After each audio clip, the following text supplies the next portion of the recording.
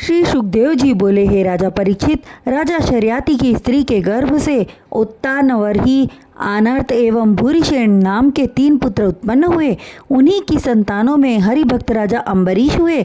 उन्हें ब्राह्मण का श्राप भी न लगा। तब राजा परीक्षित ने पूछा, हे महात्मन, ब्राह्मण का श्राप ब्रह्मा की लेखनी के समान अकाट्य होता है, फिर मिथ्या कैसे हो गया? तब श्री सुखदेव जी बोले, हे राजन, राजा अम्बरीश की कथा सुनाने से पहले मनु के पुत्र नभग के सबसे छोटे पुत्र की कथा सुनाते हैं। नभग के पुत्र का नाम नाभाग था।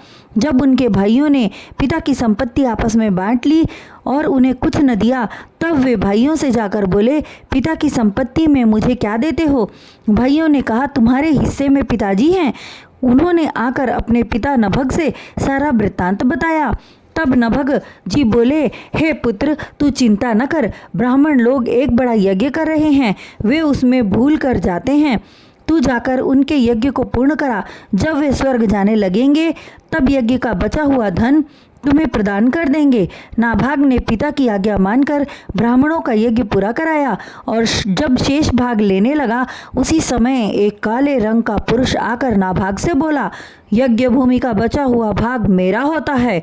और उस भूमि के भाग को नाभाग अपना बताने लगा। इस प्रकार झगड़ते हुए वे नभग के पास नाभाग के पिता पहुँचे। विवाद सुनकर नभग जी बोले, हे पुत्र नाभाग, दक्ष प्रजापति के यज्ञ में निश्चय हो चुका है कि यज्ञ का बचा हुआ भाग रुद्रदेव का होता है, अतः यह धन महादेव जी का हुआ। नाभाग के पिता के न्यायपूर्ण निर्णय से महादेव जी ने प्रसन्न होकर सब धन नाभाग को दे दिया और ब्रह्मत्व का ज्ञान प्रदान कर अंतर्ध्यान हो गए। श्री सुखदेव जी बोले, हे राजा परीक्षित, अब आपको अम्बरीश की कथा सुनाता हूँ, ध्यान से सुनो। राजा अम्बरीश समस्त पृथ्वी के स्वामी एवं अतुल संपत्तियों से पूर्ण थे, किंतु वे सांसारिक वस्तुओं को नश्वर समझकर सदैव हरि भजन में लगे रहते थे। उन्होंने सरस्वती नदी के तट पर वशिष्ठ, गौतम आदि ऋषियों से बड़े बड़े यज्ञ करवाए। उनके यज्ञ में देवता आदि साक्षात उपस्थित होकर यज्ञ का भाग स्वीकार करते थे। उनकी स्त्री भी परम वैष्णव एवं पतिव्रता थी। उनकी भक्ति से प्रसन्न होकर भगवान ने अम्बरीश की रक्षा हेतु सुदर्शन चक्र नियुक्त कर दिया।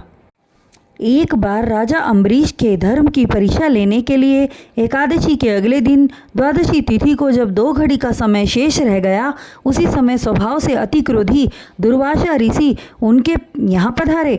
उनके साथ 88,000 शिष्य भी थे। पहुँचते ही ऋषि ने भोजन मांगा।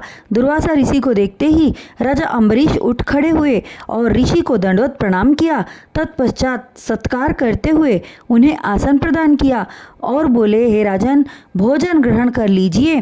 तब दुर्वासा ऋषि बोले, हे राजन, पहले मैं स्नान करूँगा।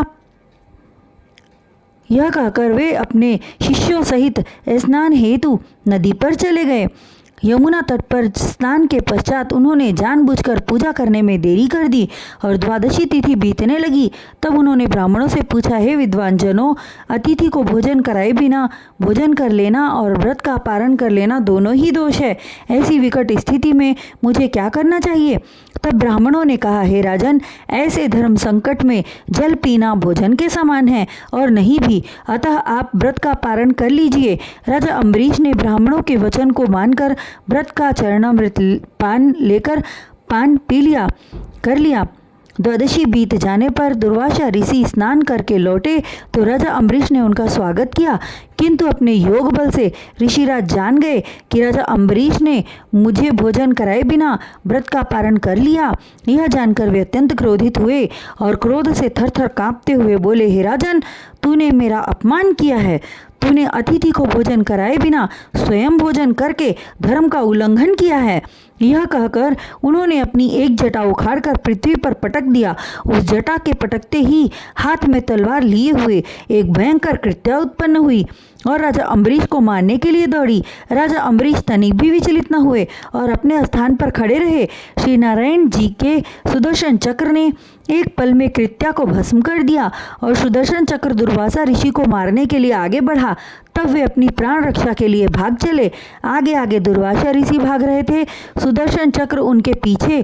तीनों लोकों में ऋषि को किसी ने शरण न दिया, क्योंकि सुदर्शन चक्र के सम्मुख जाने का साहस किसी भी देवता में न था।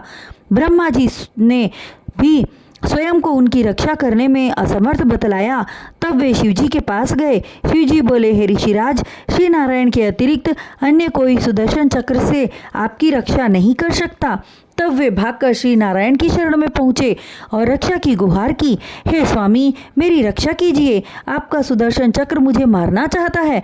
तब श्री भगवान बोले, हे ऋषिराज, जिस तरह मुझे लक्ष्मी जी प्रिय हैं, उनके वचनों को मैं नहीं टालता। लक्ष्मी जी से अधिक मुझे मेरे अपने भक्त प्रिय हैं। भक्तों की रक्षा करना मेरा कर्तव्य है। हमारे भक्त अति दयालु हैं, वे किसी का बुरा नहीं चाहते। यदि राजा अम्बरीश ने आप पर तनिक भी क्रोध किया होता तो आप उनके प्रताप से वहीं जलकर भस्म हो गए होते। आप उन्हीं की शरण में जाइए। सुदर्शन से आपकी रक्षा भक्तराज अम्बरीश ही करेंगे।